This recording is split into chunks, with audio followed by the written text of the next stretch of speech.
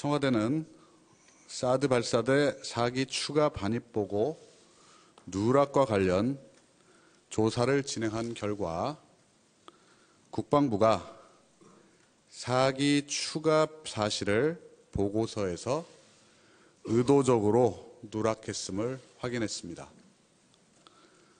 청와대는 어제 국방부 정책실장 등 군 관계자 수명을 불러 보고 누락 과정을 집중 조사하였습니다. 그 결과 실무자가 당초 작성한 보고서 초안에는 6기 발사대 모 캠프의 보관이라는 문구가 명기되어 있었으나 수차례 강도 과정에서 문구가 삭제됐다는 사실을 확인했습니다. 이 부분은 피조사자 모두가 인정하고 있습니다. 그리고 최종적으로 청와대 정의용 안보실장에게 제출한 보고서에는 6기 캠프명 4기 추가 배치 등 문구 모두가 삭제됐고 두루뭉술하게 한국에 전개됐다는 취지로만 기재됐습니다.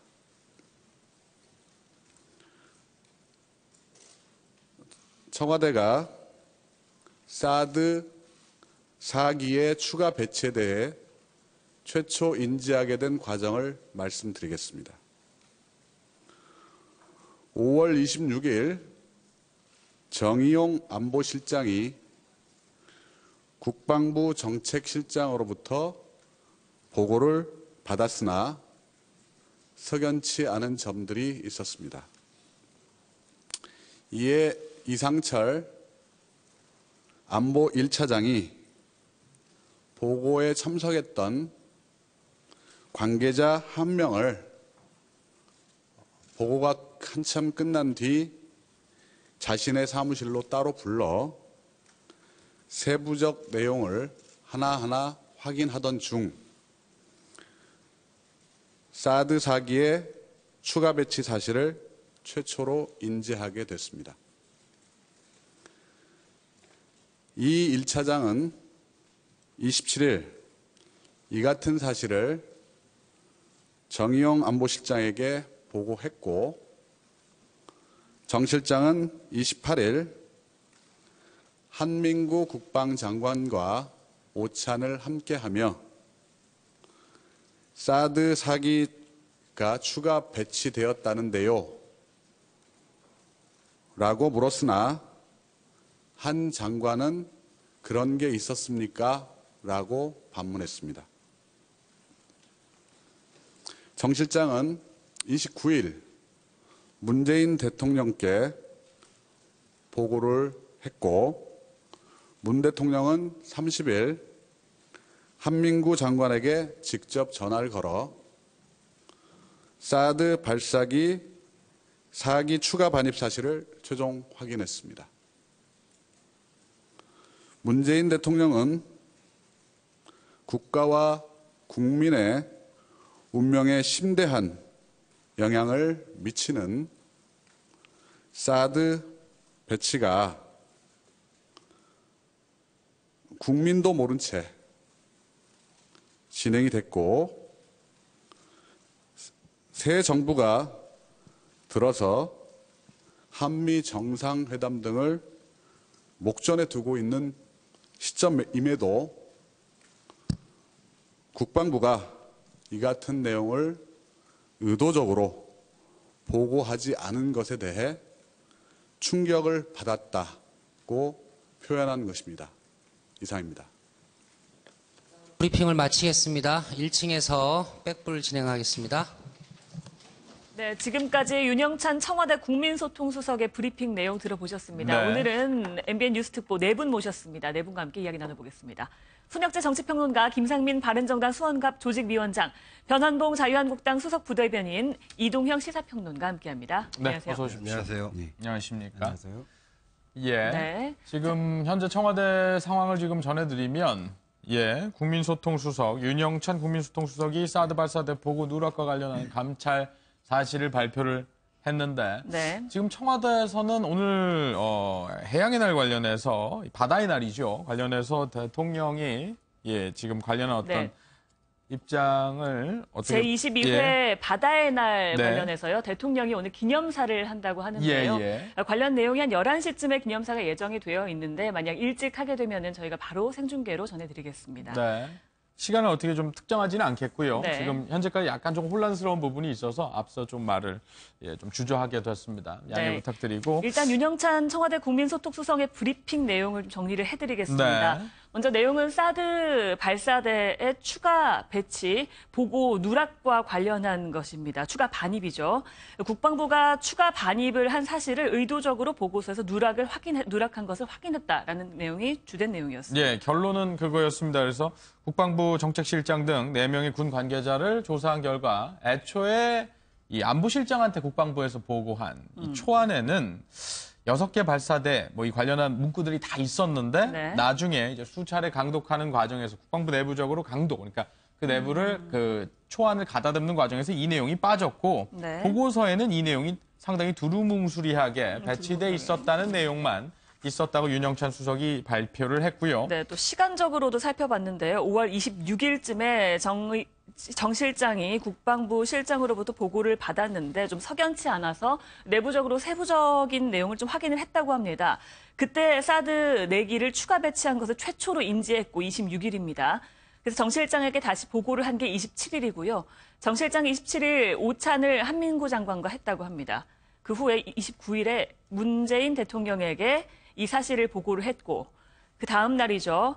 5월 30일 어제입니다. 문재인 대통령이 한민구 장관과 전화 통화를 해서 사드 발사기 4기를 추가 반입한 사실을 실제로 직접 확인을 했다고 합니다. 네, 중요한 행간의 의미를 한번 뭐 꼽아본다면 한민구 장관과 이 정 실장과의 오찬에서 이 4기가 추가 배치된 사실이 있다라고 묻자 이 부분에 대해서 의문스럽다는 반응을 그런 게 뭐 있었냐 네네. 이런 부분에 대한 반응을 보였다는 거죠. 그래서 즉각적으로 대통령께 보고가 됐고 그리고 이제 대통령이 한민구 국방장관에게 확인하는 한 장관은 지금까지 어제 이 감찰을 하겠다라는 내용에 대해서 조사 결과 다 밝혀질 것이다. 네네. 본인이 어떤 제기된 의혹과는 좀 무관하다라는 입장을 다수의 언론을 통해서 확인할 수 있었는데 이런 부분과는 조금 거리가 있는 청와대 측의 조사 결과가 있었습니다. 이 부분에 대해서 순서를 좀 앞당겨서 집중적으로 논의해 보도록 하겠습니다. 저희가 뭐 개략적인 내용은 좀 정리를 해드렸고요. 네, 처음에는 사드 이제 추가 반입 관련해서 이 사실을 왜 보고를 하지 않았느냐라는 문제로 불거졌었는데 이게 결국 지금 진실공방처럼 번졌습니다. 진실공방은 윤영찬 수석의 발표대로라면 잘못한 거죠, 국방부가. 사실 이게 사드 문제라고 하는 거는 잘 아시는 것처럼 국민의 안위와 상당히 중요한 사안입니다. 또 지금 현재 한중 간에 또 한미 동맹 관계 간에 상당히 중요한 최대 외교 현안이다 이렇게 볼 수도 있는 거고요. 또 이것이 대선 과정에서도 사실 굉장히 뜨거운 논란을 일으킨 문제 중에 하나 있지 않습니까? 그런데 여기에 대해서 군 통수권자인 대통령에게 보고를 하지 않았다. 그것이 실수로 안 한 것이 아니라 의도적으로 고의적 누락을 시켰다면 상당히 그 커다란 상당히 중요한 문제가 돼서 이 과정에서 책임을 져야 될 사람에게는 이 책임을 물어야 돼 상당히 중요한 사안입니다. 이거는. 저는 뭐 사실 방금 손평론가께서 잘못한 일이라고 했지만 저는 굉장한 충격을 받았습니다. 예. 그러니까 이게 그 엄정한 지휘체계 확립이 군의 생명입니다.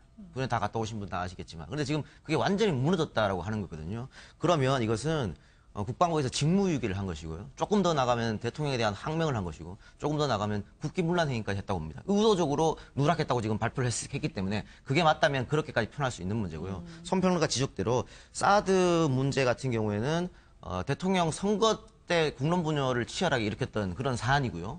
그 이후에도 또 중국과의 경제 보복 문제가 있었고요. 또 핵 문제도 있고 결국은 한국의 국방, 안보, 외교에 아주 첨예하게 대립하고 있는 아주 중요한 문제인데 이 문제를 의도적으로 국방부가 청와대에 보고하지 않았다는 것은 굉장히 심각한 사안이라고 볼 수 있습니다. 예. 절차의 정당성, 또 정책의 투명성, 또 집행의 민주성 모두를 위반한 것이고요. 대통령이 경로했다고 표현했는데 대통령이 경로할 수밖에 없는 것이 예. 노무현 정부 때도 국방부가 의도적으로 노무현 대통령에게 보고 절차를 무시하고 은폐 보고했던 적이 있었습니다. NLL 2004년인가 7년인가요? 국방학에서 넘어왔을 때 그 문제죠. 국방부에서 일부러 보고를 누락시켜가지고 또 자체 조사를 실시하고 또 국방부가 사과하고 이런 일도 있었는데 예. 당시에 문재인 대통령이 노무현 대통령에서 그런 일을 지켜봤던 사람입니다. 그런데 세월이 지나서 또 이런 일이 벌어지니까 당연히 경로할 수밖에 없는 문제고 예. 이 문제는 이번 조사 결과만은 끝내는 게 아니고 분명히 책임 소재를 명확히 밝혀야 될 그런 부분입니다. 네. 그러니까 윤영찬 수석이 브리핑을 하기 전까지만 해도 청와대에서는 일단 26일에도 보고가 없었다고 했고 국방부에서는 26일 안보실장에게 분명히 보고를 했다라는 입장이었습니다. 오늘 아침 한민국 국방장관이 이야기를 한 게 있는데요. 먼저 한번 들어보시고 이야기 이어가겠습니다.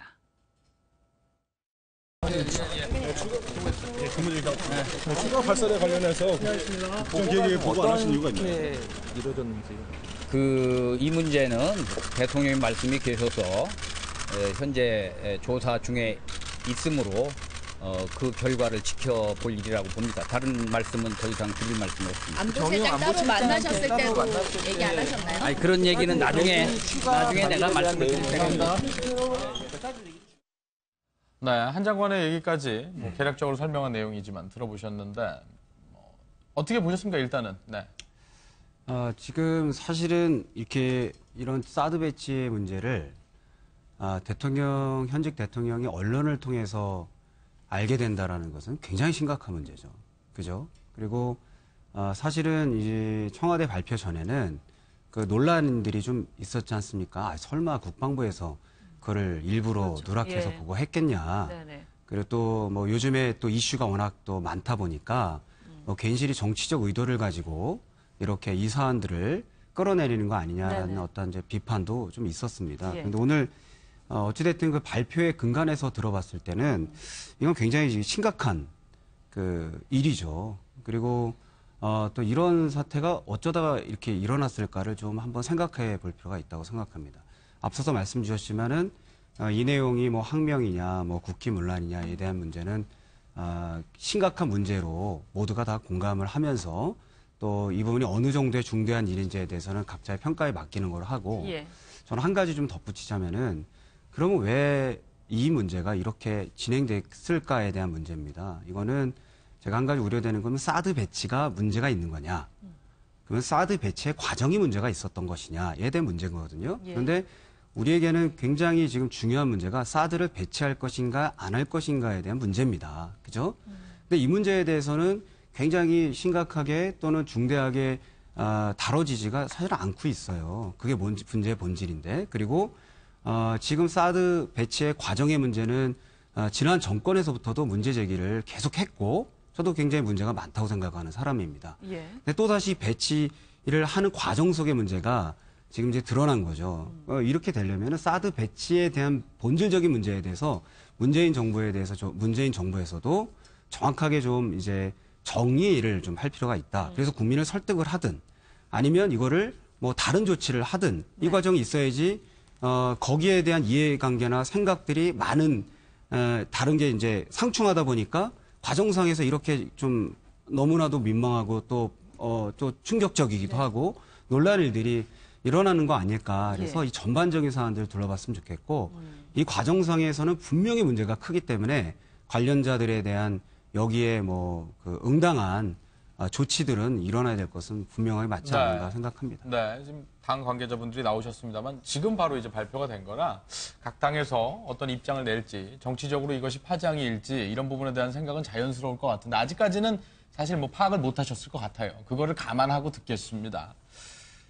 말씀하신 대로 지금 쭉 패널 분들께서 말씀하신 대로 절차적 정당성에 대해서 그동안 논란이 있어 왔었고 이걸 계기로 인해서 이런 논란이 더 확인된 것이 아니냐 이런 해석이 가능할 것 같은데 어떻게 보십니까? 어제까지 자유한국당 입장을 말씀을 드리면 사드가 당초 지난 박근혜 정부에서 사드 1개 포대를 배치하기로 일단 약속을 했었죠. 사드 1개 포대는 아시다시피 6기, 미사일 6기로 구성이 됩니다. 근데 이제 1차로 3월 7일 날 2기가 들어왔었고 그럼 이제 누구나 군대에 있는 사람, 갔다 온 사람들 또 정권에 있는 사람들은 다 어차피 1개 포대는 6개의 미사일이 들어오기 때문에 6개의 미사일이 들어온다는 건 누구나 다 예상을 하고 있었겠죠. 당연히 4기가 추가로 들어왔다는 것은 이미 사드 한 개 포대가 들어오고 몰래 한 개 포대를 더 들어왔다는 말이 아니라 예. 이미 2기가 들어오고 나머지 4기가 들어왔다는 건데 그 이제 김상민 그 위원장님 말씀하셨던 것처럼 그 4기 과정에 있어서 보고가 제대로 이루어지지 않은 문제점, 그러니까 사드 배치에 있어서 문제점에 대해서는 공감을 할 수가 있을 것 같습니다. 그러니까 어쨌든 군 통수권자로서 2기가 배치가 됐고 4기가 추가로 들어와서 어디서 보관 중이다라는 것은 대통령은 당연히 알아야 되니까 거기서 보고가 정말 의도적으로 누락됐다고 한다면 거기에 대해서는 문제를 제기할 수는 있겠죠. 하지만 그런 사드 배치 과정에 있어서 몇 가지 이런 문제점을 가지고 사드 배치는 그렇기 때문에 잘못됐다. 사드는 배치하면 안 된다라는 식으로 이게 끌고 와서는 좀 위험하지 않을까. 만약 그렇다면 정말 이것이 아니라 그 전에 과연 사드가 정말 배치해야 되는 것이겠느냐. 전략적 모호성을 넘어서 사드 배치하면 안 된다라는 식으로 정식으로 한번 의제를 던지시든지 사드 배치에 대해서 여부에 대해서 정말 논의를 마련하는 것이 나을 것 같은데 사드 배치 과정의 문제점을 상당히 물론 보기에 따라서는 큰 문제일 수는 있겠지만 그 문제점에 너무 화력이 집되면서 그 자체가 이렇기 때문에 사드는 배치해서는 안 된다라는 식으로 이 논란이 흐르는 것은 조금 위험하지 않나 그런 생각이 듭니다. 근데 사실은 그 문제는 그렇게 보는 측면도 있겠지만 또 그렇게 다르게 봅니다. 왜냐하면 이 사드 배치되는 과정을 보게 되면 뭐 이 한미 간에 협의를 하는 과정이나 합의가 이루어진 과정이나 또 사드 배치를 결정하는 과정이 어느 하나도 제대로 공개된 게 없습니다. 정당한 절차를 따는 것도 없는 그런 상황인 거고요.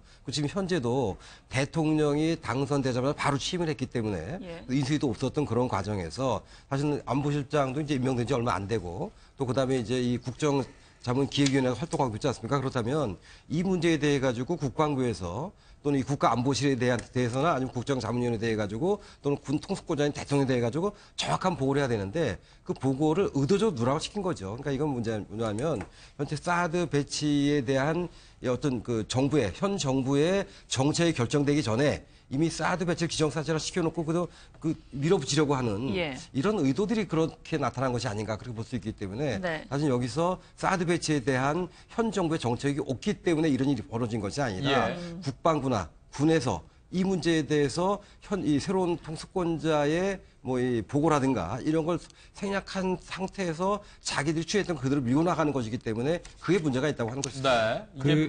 말씀하시죠. 거기에 대해서 제가 조금 다른 생각이 있거든요. 왜냐하면 분명한 거는 과정상에는 심각한 문제가 지금 드러난 겁니다. 그래서 제가 강조하지만 거기에 대해서는 처벌 조치가 있어야 되는 것이죠.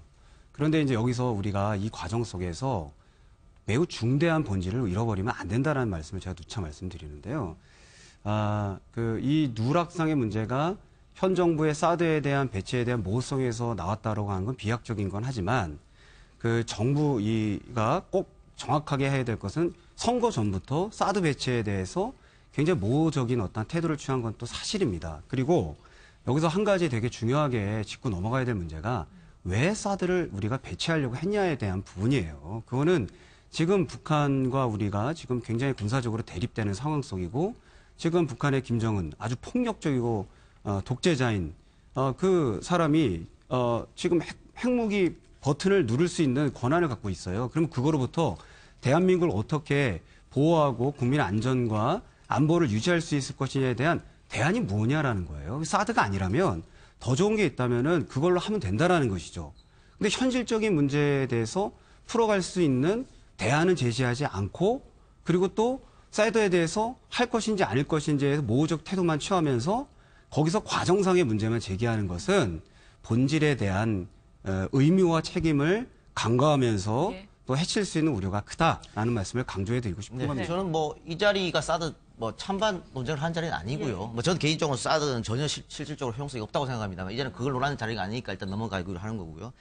대통령이 후보 시절에 전략적 모호성을 내비친 거하고 국방부가 지금 사드 배치를 밀어붙이기식 하는 거랑은 같은 선상에서 놓을 수는 없는 문제라고 저는 생각합니다. 그리고 지금 국방부가 대통령이 탄핵된 그 당시에 그러니까 대한민국의 제일 꼭대기에 있는 지도층이 붕괴된 상태에서 자기들끼리 밀어붙이게 한 거 아닙니까? 그러면서 환경영향평가 당연히 받아야 하는 것도 꼼수로 받지 않고 밀어붙이게 하면서 3월 달에 2기가 추가 배치가 됐었는데 4기를 추가 배치를 언론에도 사실 언론에도 브리핑하지 않았습니다. 언론에도 추측 보도만 할 뿐입니다. 다 추측성으로 생각했는 건데 그걸 당연히 대통령이 알았을 것이라고 생각하면 안 되는 거고 대통령 취임하고 지금 3주가 지났고 3번 이상의 보고 기회가 있었음에도 그거를 누락했다는 것은 상당한 절차적 문제성이 있는 것이고요. 대통령 같은 경우에는 사실은 대통령 생각은 어떨지 모릅니다만은 사드의 추가 배치를 가지고 외교의 지렛대로 활용할 생각도 분명히 있었을 것입니다. 그렇기 때문에 중국에도 특사 파견하고 미국에도 특사 파견하면서 그들의 이야기를 들어보고 우리의 얘기를 얘기한 거 아니겠습니까? 그런데 이렇게 되면 그런 지렛대 외교 쪽으로 이용하는 것도 완전 무용지물이 돼버리는 거예요. 그것을 국방부가 사전에 잘라버렸다고. 대통령의 생각을 미치지 못하게 가버리겠다는 그것도 문제는 것이죠. 네. 잠시 방금 들어온 소식부터 전해드리겠습니다. 국회 청문특위가 청문 보고서죠. 그러니까 이낙연 총리 후보자의 청문 보고서를 채택했다는 소식이 들려왔습니다. 전에 한국당 같은 경우에는 이제 반대를 했었는데 한국당의 5명의 청문위원은 전원 퇴장을 했다고 합니다. 이런 가운데 국회 청문특위가 이낙연 총리 후보자의 청문 보고서를 채택했다는 소식이 들어와 있습니다. 네, 총리는 총리 인준과 관련해서 국회 표결 대상이기 때문에 오후에 본회의에서 네. 이 내용이 다뤄질 것으로 표결에 붙여질 것으로 보이고 이 문제는 잠시 후에 지금 사드 문제를 얘기하고 있기 때문에 네. 아직 좀 더 얘기를 해보고 잠시 후에 다뤄보도록 하겠습니다. 네. 사드 문제를 다시 얘기를 할게요. 네. 프레임을 조금 바꿔서 질문을 바꿔서 그러니까 지금 말씀하신 두 분은 찬반이 조금 모호하신 분도 있고 뭐 어쨌든 그러니까 지금의 절차적인 문제가 사드 배치의 정당성까지 침해해서는 안 된다라는 주의로 받아들이면 되겠습니다. 네, 뭐 예, 그, 예. 네. 분명히 지금 현재 그 과정상의 문제는 크게 있다. 예, 예. 네. 그리고 거기도 조치와 처벌은 이루어져야 된다라는 예. 거에 대해서는 예. 뭐 상식적인 얘기죠. 예. 근데 지금 앞서 발표한 청와대 측의 발표를 보면 의도라는 단어에 주목할 필요가 있습니다. 그러니까 의도를 갖고 이것을 누락했다. 의도적인 누락이었다. 예, 그것이 그러니까 뭐 논리적인 구조로 따지자면 작은 부분일 수 있지만 작은 부분이 몸통을 흔드는 경우도 많기 때문에 그 의도라는 측면에 대해서도 한번 생각해 볼 취지가 있지 않겠습니까? 사실은 이거는 실수라고 해도 관계자들이 징계 먹을 부분이죠. 그런데 지금 청와대 워딩은 의도라고 표현했거든요. 그리고 관계자들이 그걸 인정했다 그랬고 최초 보고자가 낸 기획안에는 그게 다 보고서에는 다 있었는데 사람들 거치면서 뺐다는 거 아니겠습니까? 그럼 의도적으로 누락한 거고 가장 핵심적인 부분은 25일 날 국정위 업무보고에서 하지 않았고요. 26일 날 국가안보실 업무보고에도 하지 않았지 않습니까? 그래서 26일 밤에 이상철 1차장이 추가 보고를 요구했고 거기서도 국방부가 먼저 보고한 것이 아니고 대화 도중에 얘기 나와서 이상철 1차장이 깜짝 놀라서 다음날 정안보실장한테 이야기했고 예. 안보실장이 그 다음날이죠. 다시 그 한민구 장관하고 날, 오찬이 예. 있어서 네. 그거 맞느냐 사실이냐 그러니까 한민구 장관이 그런 게 있었습니까? 라고 했다는 것은 본인이 알면서도 일부러 거짓말한 거 아닙니까? 그래서 결국은 대통령이 전화하니까 마지못해 시인한 것은 이건 정확하게 보고를 은폐하고 폐기했다고 볼 수밖에 없는 것이죠. 네. 변한봉 수석 그 점에서 분명히 동의를 합니다. 아까 말씀을 드렸던 것처럼 분명히 대통령은 군 최고 통수권자로서 군대 내 여러 상황에 대해 분명히 알고 있어야 되는데 어쨌든 2기가 들어오고 4기가 추가로 들어온 점에 있어서 그 추후 4기가 어떻게 보관되고 있는지 분명히 아셔야 될 거라고 저도 생각을 합니다. 근데 거기에 대해서 만약 의도적으로 정말 누락을 했다면 거기에 대해서는 분명히 책임을 묻는 것이 맞다고 보여지고 예. 군 통수권자로서 전체 이제 군을 어떻게 통수하는지에 대해서 분명히 중요한 사항이기 때문에 그걸 몰랐다는 것은 분명히 잘못이죠. 그것은 네. 뭐 사드 배치 찬반 논의를 떠나서 예, 분명히 예. 잘못된 점이라고 생각합니다. 지금 이 배치 예.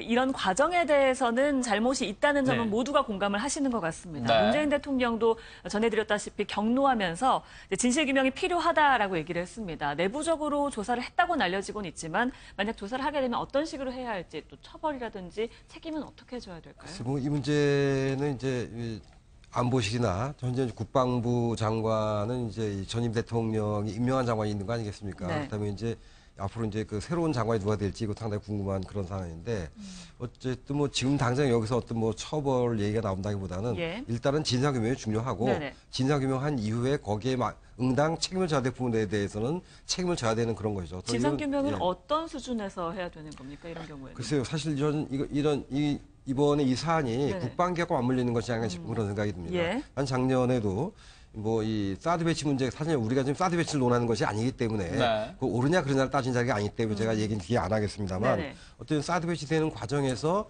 정부가 아니다라고 했다가 배치 결정하고 아니라고 했다 배치 결정하고 뭐 이 물러난 그 황 총리가 황교안 총리가 중국 가서도 아니다라고 바로 와가지고 또 이렇게 배치하기로 결정하고 이렇게 되니까 예. 바로 그런 것 때문에 이제 중국이 더 우리에게 실망감을 느끼고 배신감을 느꼈던 거 아니겠습니까? 그런 것 때문에 뭐 경제 보복도 상당히 많이 당했던 그런 측면이 있는 건데 말하자면 아무리 이것이 이제 국가안보 사안이고 국방부 사안은 국가 기밀을 하더라도 국민들이 알거나 알리게 되는 거고 절차는 정당하게 따라야 됩니다. 그런데 예. 절차도 없이 추진해 왔던 그런 것이고 그렇기 때문에 제가 볼 때 아마도 국방부 관계자들은 그 자신들이 정당한 절차를 밟지 않고 진행해 왔던 것들을 그 연장선상에서 그대로 밀어붙이면서 대통령에게 의도적으로 누락시켰던 것이 아닌가. 근데 이거는 군 통수권자에 대한 항명으로까지 빚을 수 있는 그런 문제이기 때문에 단호하게 해야 되고요. 이 기회에 저는 그 이 방산비를 비롯해서 많은 문제들을 안고 있는 국방에 대한 개혁을 추진해야 되는 것이 아닌가 네. 그런 생각이 듭니다. 예. 또 하나에서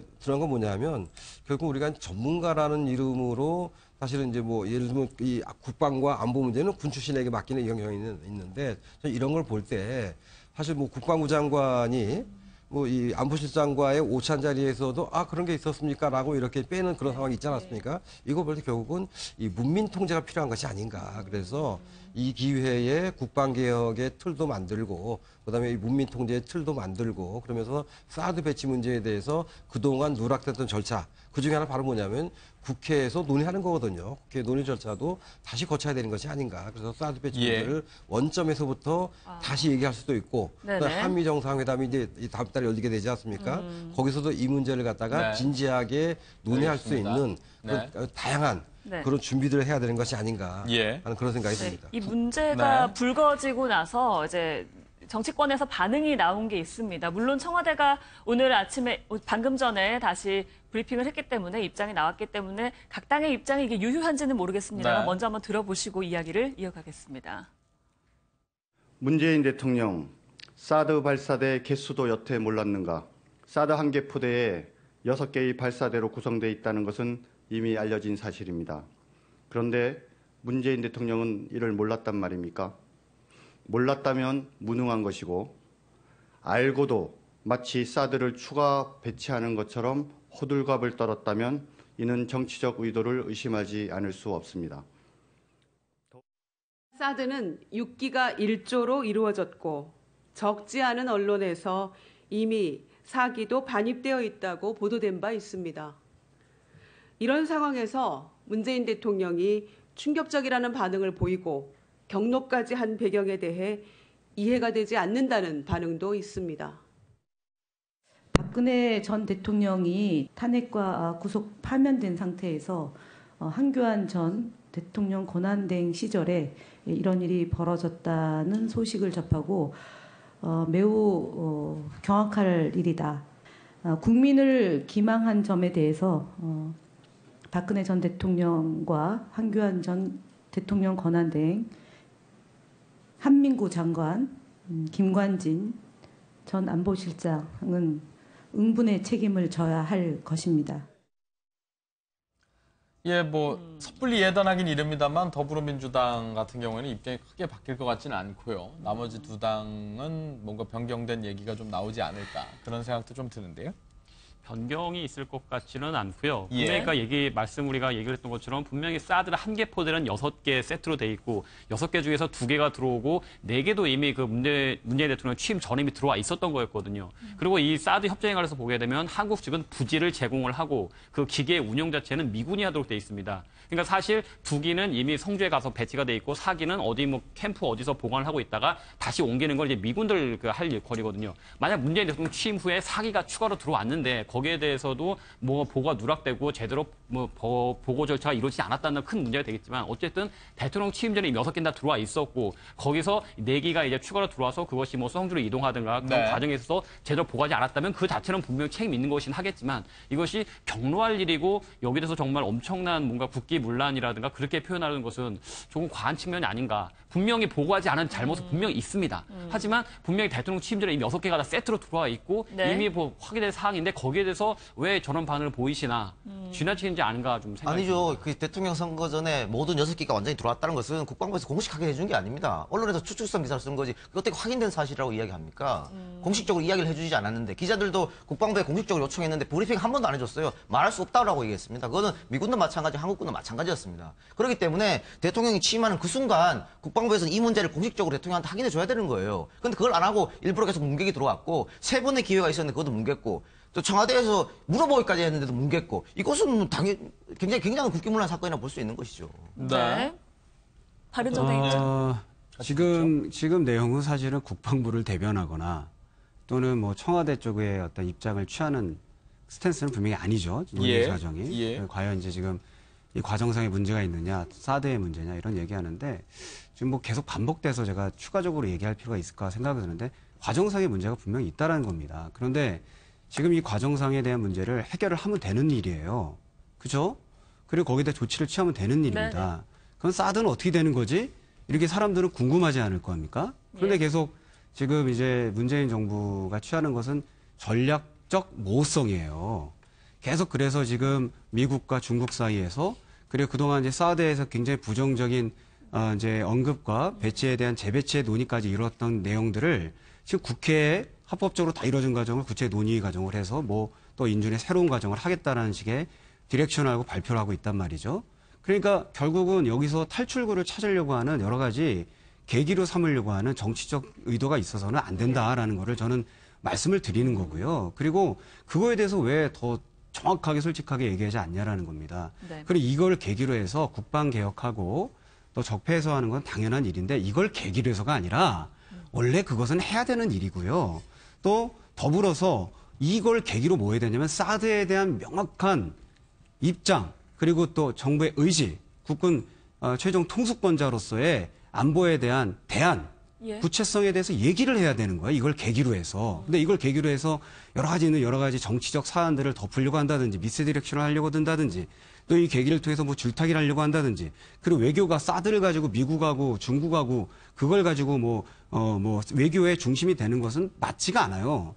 그것을 이겨낼 수 있고 더할 수 있는 우리가 힘이라든지 대안을 가지고 있을 때 이 문제가 풀리는 내용이 아닌가. 그래서 이 부분에 대한 비전과 대안을 저는 좀 듣고 싶은 마음이 있습니다. 예. 전략적 목표 말씀해 주셨는데 사실 그거는 이제 선거 전에 나왔는데 그 바로 뭐냐면 사드 배치 문제에 대해 가지고는 차기 정부에 누가 되든 차기 정부 논의를 하자라고 해서 나왔던 것이 저 모성이 되는 거고 이제 이 정부가 새로 들어섰기 때문에 전략성 모성에 벗어나기 위해서는 정확한 사실을 알아야 되는데 그 사실을 숨겼다고 하는 것은 현 정부가 사드 문제에 대해서 북한 핵 문제에 대해서 한미 관계, 한중 관계에 대해서 외교의 방향을 잡아나가는데 잘못된 방향으로 나갈 수도 있는 그래서 누가시킨 상당히 중요한 문제가 되는 겁니다. 그래서 그러니까 저로서 모호성이 문제인 것이 아니라 저로서 모호성을 해결하기 위한 새로운 정책을 만들어야 되는데 이 내기가 들어온 것을 의도적으로 숨김으로써 정부가 제대로 정책을 세우는데 걸림돌이 됐다고 하는 이게 상당히 중요한 문제입니다. 이거는. 저는 그거는 좀 너무 비약적인 얘기라고 생각하는 게 예. 사드가 이제 조금 더 추가된 게 사드를 향한 우리가 전략적 어떠한 이제 정치적 선택을 하는데 걸림돌이 되고 그것이 방해가 된다라는 것은 좀 다소 비약적인 표현이고요. 달걀이 문제냐 아니면 닭이 문제냐에 대한 문제이긴 하지만 예. 중요한 거는 최종 통수권자가 정확한 의지 그리고 또 어떻게 할 것인지에 대한 디렉션이 명확하면 사실 소통 과정에서도 모호성이 일어나지가 않아요. 근데 이거는 그동안에 결정된 일로 생각하고 진행을 해야 되는데 그런데 지금 현재 통수권자는 좀 다른 생각을 갖고 있으니까 이 부분에 대해서 여러 가지 그 오해나 문제가 될 수 있는 소지는 충분히 있다. 그래서 누구의 잘못을 얘기하는 게 같이 아니라 네. 저는 대한민국의 국민의 생명과 우리의 대한민국의 안보에 대한 부분들을 어떻게 해결할 건지의 문제에 좀 초점이 맞춰지는 일이 좀 됐으면 좋겠다라는 말을 하고 싶고 거기에 대한 대안과 구체성을 좀 알고 싶다라는 네. 말씀을 드리는 겁니다. 알겠습니다. 그럼 이 내용 마지막으로 하나 더 묻고 정리하죠. 이 얘기는. 뭐 한미 정상도 곧 만나게 될 것이고 네. 사드 문제는 필연적으로 논의가 될 건데 지금의 이 상황이 뭐 좀 악재로 작용할 것이냐 그렇다면 또 책임은 누구한테 있는 것이냐 뭐 등등에 대해서도 또 뭐 여러 가지 논란거리가 좀 될 수도 있을 가능성이 제기되고 있는데 호재로 작용할 리가 없지 않겠습니까? 사드 문제는 지금 뭐 김상민 의원께서 계속 확고한 의지를 보여주라고 했는데 지금 미국과 중국의 관계가 첨예하게 대립되고 있기 때문에 전략적 모호성도 외교적 부분에서는 필요한 부분이고요.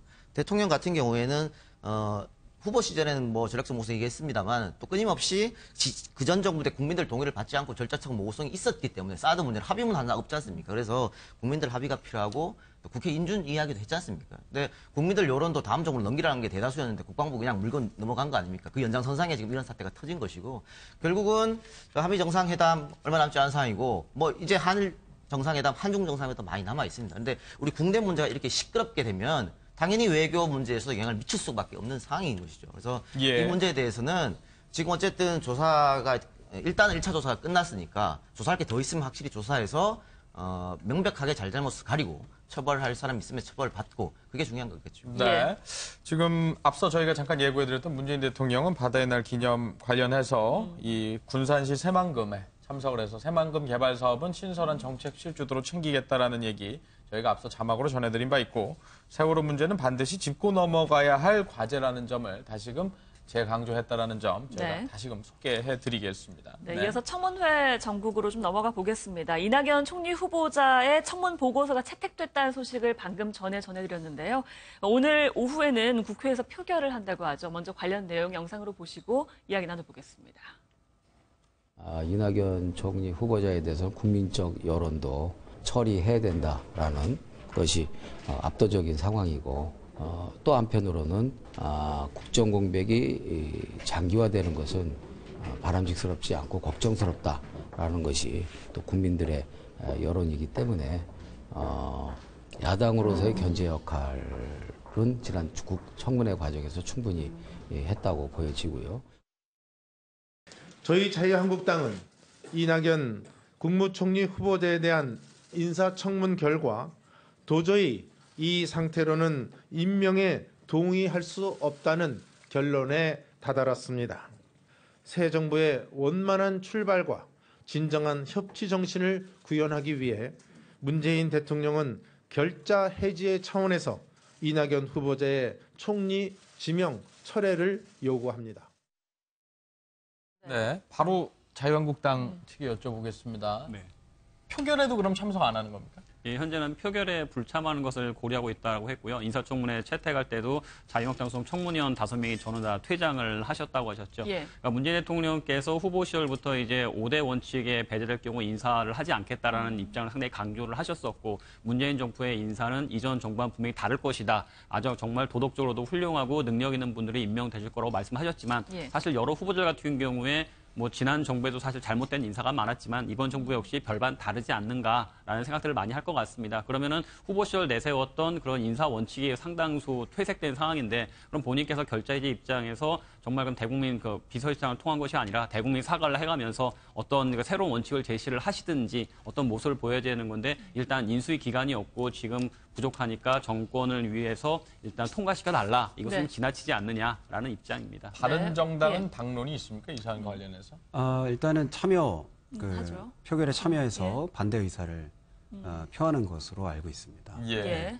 뭐 그것이 이제 국회의원이 정당하게 해야 될 어떤 과정이라고 생각하고요.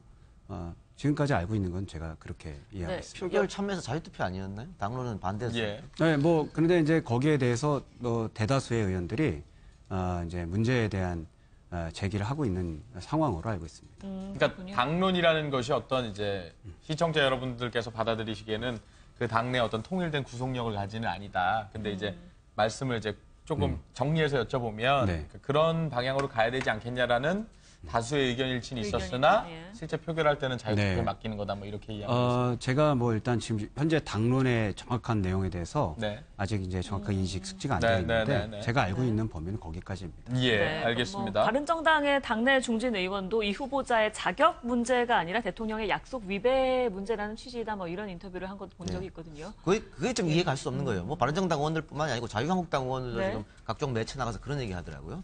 대통령이 사과해야 된다. 대통령이 사과하면 인준할 수 있다. 후보자는 문제가 없다. 후보자 문제 없으면 처리해주면 되지. 대통령하고 무슨 상관입니까? 그게 대통령이 국무총리까지 하는 거 아니잖아요.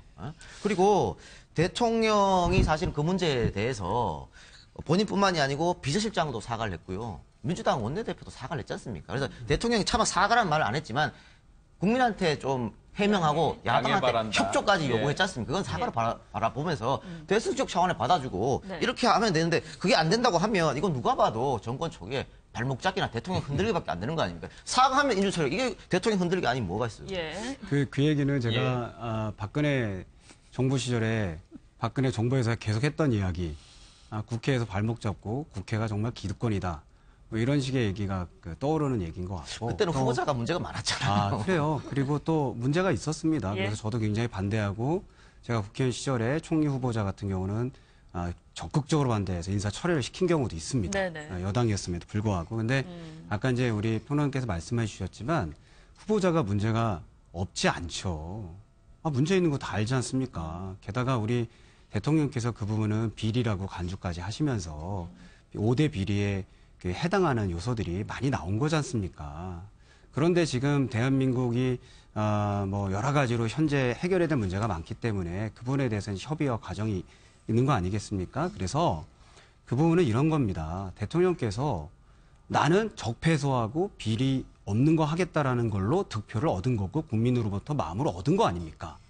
그런데 지금 현재 할 때는 그 약속하고 또 국민께 선언한 것들과 반대되는 행위를 하는 거기 때문에 그거에 대해서 국민과 소통하고 또 사과를 하는 것은 당연한 것이죠. 그리고 그 과정 없이 뭐 현실이 그러니까 어물쩍 넘어가겠다라는 것은 그동안 우리가 보아왔던 그런 이제 개선되기 바라는 정부가 아닌가 하는 생각을 저는 갖는 것이고요. 사실 총리 후보자에게 뭐 이 검증 과정에서 문제가 드러나는 건 사실이죠. 사실인데 문제는 뭐냐면 그것이 정말로 도저히 총리가 되어서 안 될 정도의 악질적인 내용이냐, 그렇지 않으면 정상 참작이 가능한 것이냐, 뭐 이런 판단의 문제도 있을 것 같고요. 사실 인사청문회라고 하는 거는 물론 이제 총리 같은 경우는 이제 인준을 받아야 되기 때문에 국회의 동의를 받아야 되는 것이기 때문에 이제 꼭 필요하기도 하지만 사실 인사청문회라고 하는 거는 그 사람이 뭐 총리로서 장관으로서 또는 어떤 뭐 이 위원장으로서 또 뭐 이 어떤 권력기관의 장으로서 정말 이 고위 공직을 맡을 수 있는 자격이 있는가를 보는 거 아니겠습니까? 그다음에 이제 뭐 국민에서 의무를 다했는지 아니면은 산업화나 민주화 과정에서 정말 어떤 기여를 했는지 또는 정부의 정책에 대해서 어떤 것들을 가지고 있는 이런 것들을 쭉 해봐야 되는데 우리가 그렇게 자꾸 이 도덕성 이런 데 매달리다 보니까 사실은 정말 이 사람이 총리로서 일을 제대로 할 수 있을까라고 하는 자질에 대한 검증이 안 된 게 좀 안타까운 그런 측면이 있긴 한데요. 어쨌든 뭐 그런 여러 가지 이제 이 자격의 문제 때 걸려가지고 현재 논의가 되고 있는 그런 상황인데, 전 거기에 대해서 만약에 문제가 있으면 그냥 표결에 참여해가지고 반대를 하면 됩니다. 반대를 하면 되지. 그걸 가지고 대통령에게 사과하라, 대통령에게 뭐 총리 지명을 철회하라고 요구하는 거는 좀 지나친 게 아닌가. 예를 들면 정당하게, 왜냐하면 이 총리의 임명 동의안은 그 법에 딱 정해져 있지 않습니까? 그러면 거기다 해가지고 반대를 밝혀서 부결을 시키면 되는 거죠. 네. 그런데 부결이 안 될 것 같으니까 대통령에게 사과를 요구하고 이런 거 좀 지나치게 되는 것이 아닌가 싶은 그런 생각이 듭니다. 예, 손혁대 평론가님께서 상당히 이제 현실적인 말씀을 해주셨고 당연히 원칙적인 말씀이시죠. 근데 이게 정확히 지금 공수가 완전히 뒤바뀌었는데, 손혁대 평론가님 하시는 말씀들이 지난 정권에서 인사청문회 때 후보자의 문제가 제기되면 항상 여당에서 했었던 말이었죠. 그러면은 반대표를 누르면 되는 것이고 정책 검증을 해야지 지나치게 도덕성 검증만 매달리는 것이 아니냐. 인사청문회 하면 신상털이에만 집중을 하게 되고 그 사람의 정책 능력이라든가 검증은 상당히 미흡한 것 같다.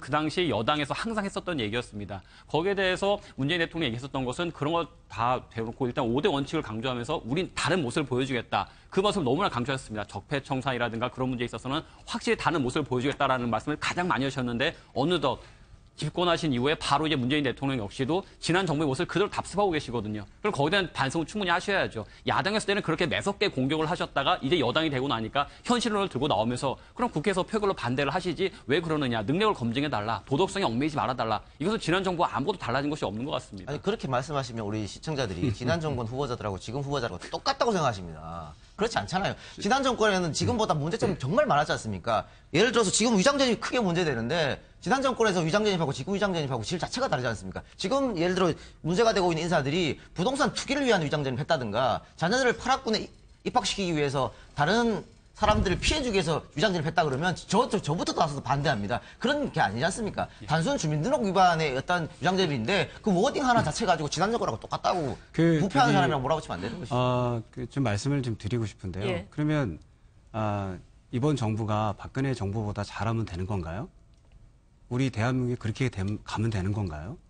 저는 국민이 그걸 바라고 있지 않다고 생각하고 그것이 우리 대한민국의 미래를 열 수가 없어요. 그래서 저희가 지난 그 박근혜 정부를 탄핵시킨 겁니다. 이제 그런 식의 과거적인 기준의 수준을 가지고는 대한민국이 더 이상 앞으로 갈 수 없다 하기 때문에 엄청난 짐을 이 정부에 준 거예요. 그리고 기준을 높여준 거예요. 그래서 저는 그 기준을 가하는 것이 맞다. 그리고 또 하나, 아니 그 불법인 건 다 불법이잖아요.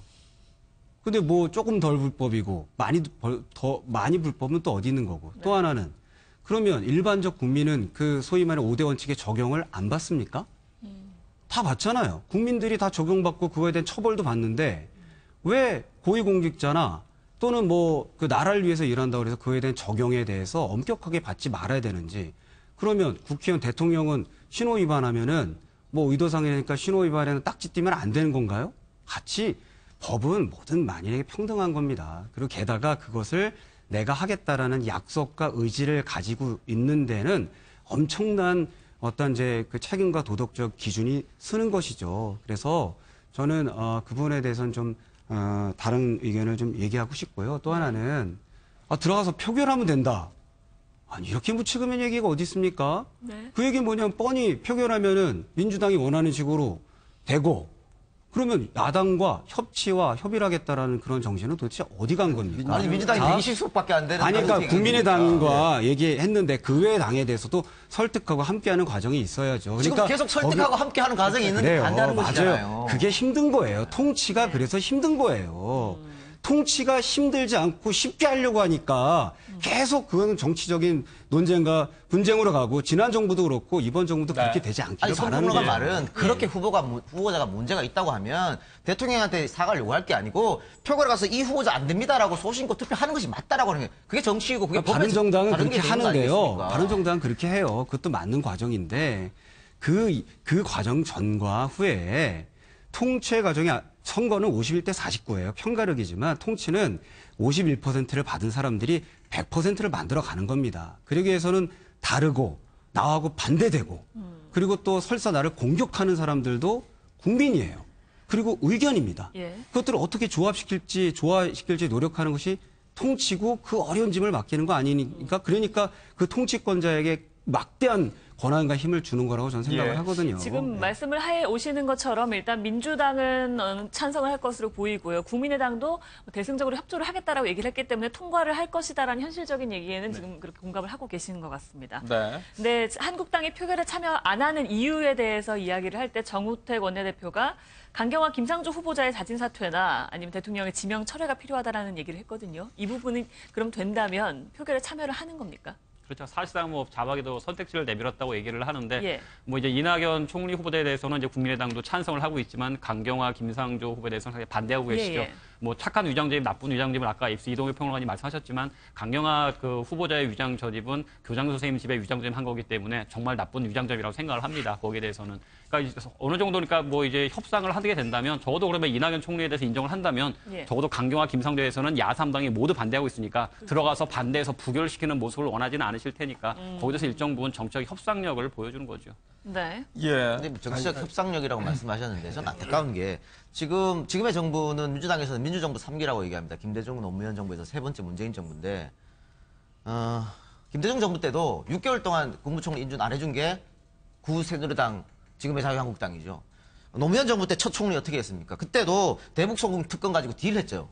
대북송금 특검 안 해주면 총리 인준 안 해준다고. 그래서 결국 한 달 늦게 된 거 아니겠습니까? 이번에 또 그러고 있습니다. 단 한 번도 제대로 협조를 안 해줬기 때문에 민주당을 지지하는 사람들 혹은 민주당 입장에서는 굉장히 거기에 대한 트라우마가 있는 거예요. 그래서 우리가 도움을 계속 요청해도 어떤 걸 해도 저쪽에서 안 들어줄 거다. 이런 생각이 또 있는 겁니다. 그렇기 때문에 정치가 계속해서 이렇게 정쟁으로 흘러갈 수밖에 없는 거예요. 네.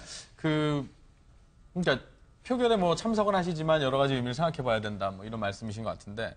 그러면 표결을 안 하는 것도 어떤 의미가 있는 건지. 이제 사람들 입장에서는 뭐 만약에 자유한국당 입장에서 정말 이건 잘못된 거다라고 얘기를 하실 수는 있는데 그렇다고 국회의원이 표결을 안 하는 거는 다른 오해를 살 수도 있지 않을까라는 반대 의견이 있을 수 있어서 그 부분을 다시 여쭤봅니다. 표결에 참가 이제 그런 문제 원내에서 이제 의원총회를 통해서 결정을 한 사항이기 때문에 제가 뭐 말씀드릴 사항은 아니겠지만 뭐 결과가 어느 정도 나오게 될 때 들러리를 서지는 않겠다라는 의사가 아닐까 생각을 해봅니다. 네. 아마도 어차피 결과가 정해져 있다면 거기서 뭐 몇 대 몇으로 가결됐다라고 하기보다는 그냥 참여하지 않음으로 해서 강력한 반대 의사를 표시하겠다라는 들러리 서지 않겠다라는 의사 표시로 생각할 수 있을 것 같습니다. 그 역시 정치적인 의지. 변호원 대변인이 아까 통일이다. 말씀하시기를 야당이 반대하고 있기 때문에 표결하면 안 된다고 하셨는데 장관 후보자나 공정거래위원장 후보자는 표결 대상이 아닙니다. 청문회를 하고 난 다음에 청문회 결과를 보고 대통령이 임명을 갖다 이제 결정하고 하는 그렇게 되는 거죠. 네, 되는 거기 총리를 때문에 제외하고 그렇죠. 예, 네. 그렇게 되기 때문에 사실 지금까지 이제 여러 가지 먼지도 나왔는데 아직은 이게 언론에 의한 검증이고 그렇지 아직은 이 청문회를 열어서 청문회에서 청문위원들 국회의원들이 검증한 건 아니지 않습니까? 그러면은 청문회를 열어서 거기서 검증을 하고 그러고 난 뒤에 그 결과를 보고 대통령이 이 결정을 하고 임명을 하면 되는 것인데 이 지명을 철회해라라고 하는 건 좀 무리한 요구가 아닌가 싶은 그런 생각이 들거든요. 지난 정부 때도 인사청문회에 가서 소명을 하겠다라는 후보자가 있었지만 결국에 그 파산 공세 인사청문회도 못 가고 낙마하신 분도 있었죠. 그 당시도 똑같은 얘기가 있었습니다. 인사청문회 가서 내가 소명을 하겠다 하지만 지명철을 요구했기 때문에 결국 청문회도 못 가신 분들이 있었죠. 지난 정부와 똑같은 말씀이 있습니다. 오늘 제가 이렇게 뭐 논의를 들으면서 바른정당의 그 책임과 의무가 크구나라는 생각을 했던 게 이제 거대 기득권 정당의 대립 속에서 국민들이 이렇게 바라는 것은 새로운 어떤 이제 합리적인 정치를 바라는 것이구나라는 생각을 제가 다시 한 번 더 하면서 그 이제 지명을 철회할 수 있죠. 청문회에 도저히 올라갈 수 정도 없는 그런 사안들이 밝혀질 때 그것은 국민과 여론이 또 언론을 통해서 다 인지되고 알게 되는 겁니다. 그래서 지명은 충분히 철회될 수 있는 부분이고요. 그리고 이제 그게 지명이 철회될 만한 일이냐 한번 더 꼼꼼하게 한번 자질과 자격을 따져보자. 그래서 청문회 과정이 있어지는 것은 저는 매우 필수적인 일이라고 생각합니다. 그리고 게다가 또 후보자인 그 사람이 해명할 수 있는 여러 가지 또 비전을 낼 수 있는 기회를 주는 것도 맞죠. 그런데 아까 말씀하셨는데 그럼 대통령이 그냥 임명하면 된다라는 것은 그렇게 됐을 때 이 정부의 그 수준과 기준이 드러나는 거예요. 그러니까 제가 어떤 기준과 수준으로 되느냐. 그런데 이제 대한민국은 이제 이런 후보자의 삶, 그런 기준과 수준을 바라지를 않는 거예요. 그래서 이 문제에 대해서 이제 명확한 이제 국민을 향한 얘기가 필요하다라는 말씀입니다. 뭐 청문회에서 어떤 의혹이 더 나올 수도 있고요. 해명이 될 수도 있는데 그건 뭐 대통령이 또 판단을 하겠죠. 네, 알겠습니다. 까지 가게 된다면 그 상황을 한번 지켜보도록 하겠습니다. 다른 얘기도 좀 해보죠. 오늘 오후 한 2시 반쯤인가요? 정유라 씨가 인천공항에 도착을 합니다. 철통 보안 속에 귀국을 하고 있다고 하는데요. 먼저 관련 영상 보시고 이야기 나눠보겠습니다. 아마 그 일부에서는 갑자기 이제 귀국하기로 한 것은 아니냐 이렇게 얘기를 하고 있는데 그것은 사실이 아니고요. 정유라가 이제 귀국하겠다, 입국하겠다라는 의사는 일관되어 있었습니다. 다만 이제 시기가 문제인데요.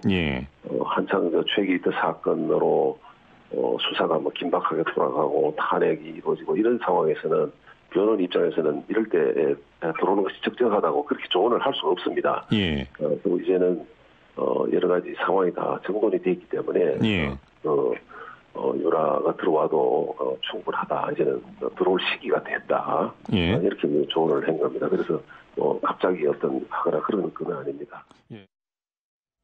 정유라 씨가 한국에 들어오게 되면 뭐 지금은 정치인의 모자를 쓰고 나오셨지만 변호사 출신이시기도 하니까 잠깐 지혜를 빌릴게요.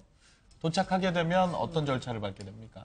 일단은 기내에서 그 신병 인도를 받았고 도착되면 이제 바로 중앙지검으로 이제 해서 조사를 진행이 되겠죠. 그다음에 이제 48시간 내에 긴급체포 시간이니까 그 지나게 되면 영장 청구를 검토를 할 텐데 아마 여러 가지 혐의가 많고 관심 있다는 사안이었던 만큼 바로 영장을 청구하지 않을까 싶습니다. 그러면 이제 법원의 영장 심사 결과에 따라서 영장이 발부 여부를 기다려보고 그에 따라서 신병이 결정될 것으로 보여집니다. 이전에 알려진 바로는 입국을 하자마자 체포영장을 집행을 하겠다라고 알려졌었는데 이때 국적기에서 항공기 내에서 영장을 이미 집행을 했습니다. 그렇게 되면은 체포영장 그 시간인 48시간에서는 비행기를 타고 오는 시간이 깎이는 거죠. 비행기 타는 시간이 이미 몇 시간이 되기 때문에 48시간 중에 상당히 줄어들겠죠. 그래서 그 시간은 빠지고 도착한 후부터 이제 48시간 기산을 하게 됩니다.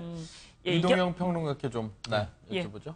네, 지금 일단은 48시간 동안은 수사할 수 있는 거 아니겠습니까? 그리고 이제 검찰에 구속영장을 청구하는 것인데 지금 그 체포영장에서는 그 정유라 씨 재산 형성 문제는 없는 걸로 알고 있어요. 그러니까 학사비리, 업무방해 이 점인 건데 그것만 가지고는 구속영장을 청구하고 발부받기는 어려울 것 같고요. 결국은 48시간 동안 어떤 다른 조사를 하면서 재산 형성에 가서 문제점 또 해외 뭐 밀반출이 있으면 밀반출 그렇게 해서 할 것 같은데 노승일 부장이 독일에서 계속해서 정유라 씨를 케어했고 그래서 정유라 씨를 가장 많이 알고 있는 사람이 노승일 부장인데 노 부장의 전언으로는 이 정유라 씨가 어디로 튈지 모르는 럭비공 같은 사람이라고 누누이 얘기했거든요. 그러면 뭐냐면 검찰로서는 굉장히 수사나 조사하기 편한 상대일 수도 있습니다. 그래서 생각지도 못한 또 다른 증언이 나올 수도 있는 문제고요. 이걸 가지고 또 다른 뭐 재판이나 이런 데서 또 이용할 수도 있는 문제이기 때문에 정유라 입국은 상당히 중요한 부분이다. 이번 그 국정농단 재판이나 수사에 있어서 그런 생각입니다. 네. 생각지 못한 증언이 과연 나올까 이 부분에 대해서 의견이 엇갈리는 게요. 이경재 변호사가 정유라 씨의 변호를 맡는데 정유라가 들어올 시기가 됐다라고 하면서 좀 자신감을 내비치는 말을 했거든요. 그 사전에 조율이 모든 게 다 되지 않았을까라는 예상도 있습니다. 현재 그 재판 과정을 지켜보게 되면 박근혜 전 대통령이나 최순실 씨가 다 같이 이제 일관되게 모른다고 하고 있지 않습니까? 네. 문단을 하고 있는데 아마도 뭐 정유라 씨도 오면 이제 모른다 다 그동안도 이제 나온 것이 엄마가 다 했다는 아무것도 모른다라고 하는 그런 것들이에요. 그런 것들이 아마도 이 변호인의 조력을 받아 이렇게 해왔을 텐데 네. 실제로 이 수사를 받는 과정에서 모든 이 정유라 씨의 발언이나 이런 것들을 사실은 뭐 변호사가 다 통제할 수 있는 건 아닌 거거든요. 그런 네. 상황이기 때문에 그건 변호사의 조력을 받을 수는 있겠지만 그러다 보면 거기에서 자신이 지금까지 이 몰랐다라고 해왔지만 아마 또 몰랐을 겁니다. 근데 부분적으로 알고 있겠죠. 부분적으로 알고 있는 것들을 어떻게 표현해야 몰랐다는 것에 들어맞을지 예, 그렇죠. 이게 판결이 안 될 네네. 겁니다. 그러다 보면 이 수사를 하는 과정에서 자신도 모르게 튀어나올 수 있는 그런 것들이 우리가 몰랐던 단서라든가 그동안 특검에서 결과가 밝혀졌던 것들을 확인하는 거라든지 네. 또는 뭐 재산 문제라든지 이런 것들이 뜻밖의 튀어나올 가능성도 배제할 수는 없는 거죠. 예, 네. 지금 정유라 씨한테 그 전해진 혐의, 알려진 바에 따르면 뭐 업무방해 정도. 이 정도면은 현재 뭐 구형이라고 해야 되나요? 그러니까 책임을 얼마 정도 줘야 되는 거예요? 앞서 이동현 평론가님 말씀을 하셨는데 사실 지금 업무방해 정도 가지고는 구속영장이 불가능하죠. 그리고 잘해야 뭐 벌금이나 뭐 집행유예 정도 나올 수 있는 사안이기 때문에 그거 네. 영장을 치지는 않을 거고 예. 아마 이제 재산 문제라든가 여러 가지를 할 겁니다. 근데 아마 최순실 같은 경우는 자신의 딸을 보호하기 위해서 내가 다 했다고 얘기를 할 것이고 정유라 씨도 나는 모른다. 거기에 대해서는 어머님이 다 했기 때문에 내가 관여하지 않았다라고 얘기를 하게 되면 영장을 청구하는 데서 상당히 좀 어렵지 않을까 싶습니다. 이경재 네. 변호사가 뭐 범죄 혐의 입증이 어려울 것이다라고 얘기하고 있는데 최순실에 대한 재판이 그동안 진행된 걸 보면서 어떻게 수사가 돼 있었고 독일 재산 문제에 있어도 상당히 수사 과정을 봤기 때문에 아마 이 정도 증거를 가지고 있을 것이다. 정유라는 이렇게 진술하게 되면 빠져나갈 수 있을 거다 예측을 하지 않았나 싶습니다. 그래서 정유라에 대한 수사는 영장을 치기까지 검찰에만 상당히 좀 준비를 많이 체포영장 할 그렇게 것 돼 있지만 사실은 특검 쪽에서는 삼성그룹에 의한 제3자 뇌물죄가 이런 것도 있기 때문에 그런 것들이 추가가 되지 않겠습니까? 네, 이런 부분들을 구속영장을 하게 되면. 물어볼 수가 있습니까? 조사를 할 때. 물론이죠. 그렇게 예. 하겠죠. 근데 이게 궁극적으로 이득을 얻은 자체가 최순실이냐 정유라에 따라서 달라질 것이고 정유라가 이득을 보면서 이것이 삼성이 대통령에 잘 보여서 뇌물을 줬던 것이고 그 뇌물을 내가 받는 것이라는 구체상을 인지했을지 단순히 최순실이 짜놓은 판에서 정유라는 그냥 너는 엄마가 알아서 할 테니까 말 타고 독일에서 잘 훈련받으면 된다. 그 정도만 얘기를 할지 거기에 따라서 좀 이제 뇌물죄 성립도 달라지겠죠. 네. 근데 저 역시 어떤 선입관에 갇혔는지는 모르겠습니다만, 그러니까 여러 가지 이런 뭐 의혹들이 있기 때문에 정유라 씨가 그렇게 소위 표현해서 시쳇말로 좀 기를 쓰고 안 들어오려고 했던 정황들이 많이 전해졌는데 들어온다고 한다라는 거에는 모종의 계산이 있을 것이다. 이 정도는 생각해 볼 수 있잖아요. 그러니까 덴마크에서 계속해서 안 돌아온 건 좀 이해할 수 없는 부분이죠. 왜냐하면 덴마크에서도 자유로운 몸으로 있었던 게 아니지 않습니까? 구금되어 있었는데 예. 그 구금은 한국 법정에 와서 전혀 통용되지 않거든요. 따로 또 만약에 네네. 죄를 진 다음에 살아야 되는 그런 문제인데 그럼에도 불구하고 저렇게 안 들어오려고 했단 말이죠. 계속 우리가 얘기합니다만 정유라에게 지금 쏟아진 혐의들이 큰 죄가 아니거든요. 여기 와봤자 그렇게 오래 살지도 않는데 왜 그렇게 거기서도 살고 여기서 사는 방법을 택했을까? 그렇다면 누군가의 법적 조력을 받았다고 우리는 생각할 수밖에 없는 문제죠. 그러니까는 그 변호인도 사실 덴마크에서 굉장히 비싼 변호인을 수임했다고 했지 않습니까? 뭐 그런 돈은 어디서 났을 것이며 분명히 누군가가 이런 식의 저런 식으로 법적 조력을 해줬을 건데 그건 누가 해줬을 것이며 지금 이경재 변호사 같은 경우에는 지난해 10월에 변호사 선임계를 정유라고 받았다 그랬거든요. 정유라 변호사 선임계는 도장 받아야 되는 거 아닙니까? 뭐 어떻게 해서 받았는 것인지 이게 참 의문스러운 점이 한두 가지 아니에요. 네. 정유라 씨가 안 들어온 이유는 뭐 되게 간단할 것 같아요. 뭐 지금 뭐 유추겠지만 사실은 소나기가 그렇게 막 폭풍우처럼 내려올 때 들어온다면 예를 들어서 한참 때 정유라가 입국했다고 보십시오. 예. 뭐 어마어마했을 거예요. 당연히 그걸 피하고 싶은 심리가 있는 것이고 차라리 내가 구금을 얼마큼 더 받아도 예. 또 하나는 이제 전국이라는 것이 어떻게 또 변할지 모르기 때문에 또 어떤 식으로 대선의 결과가 나올지 모르기 때문에 그걸 한번 두고 보자라는 뭐 여러 가지 계산들이 네. 있었고 이제 정권 교체 촉물 혁명이 일어나고 정권 교체 되니까 이제 더 버티면 버틸수록 더 구금자만 늘어나니까 이제 들어가자라는 거고 또 이제 충분히 준비할 시간도 마련이 되지 않았을까 생각을 하는 거고요. 네네. 조금은 다른 그 얘기일 수 있는데요. 참 정유라가 어떤 사람일지 궁금한 우리 국민들 사람들이 네. 많을 것 같아요.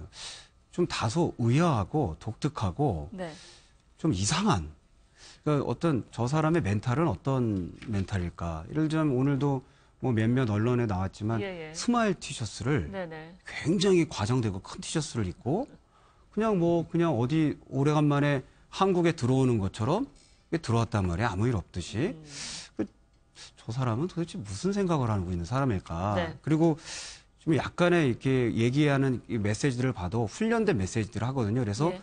마치 뭐 럭비공처럼 장시호처럼 막 술술 불고 뭐 이런 일들이 있지는 않을 것 같다라는 네. 생각을 좀 하면서 와서 이제 검찰 조사라든지 여러 과정을 보면서 좀 유심히 좀 봐야 될 사항이 아닌가라는 네. 생각을 하게 실제 정유라 씨가 편안한 표정이나 뭐 스마일 티셔츠를 입었다고 해서 뭐 실제로 편안할지 그 속은 모르겠습니다만 뭐 갑자기 뭐 유머는 아닙니다만 예. 뭐 취향일 수도 있고 뭐 아, 여러 예, 가지가 그렇죠. 하나를 갖고 여러 가지 확대할 수는 네. 없는 상황이니까. 예. 오늘 인천공항에서 취재진 질의 후에 검찰로 간다고 하니까요. 예. 그 상황을 한번 지켜보시면 될 네. 것 같습니다. 정 씨의 얘기에 집중하는 네. 그런 나중에 추후에 전해지면 그 부분에 좀 집중하도록 하겠습니다. 네. 알겠습니다. 네, 저희 MB 뉴스특보 여기서 마치겠습니다. 함께해 주신 여러분 고맙습니다. 고맙습니다.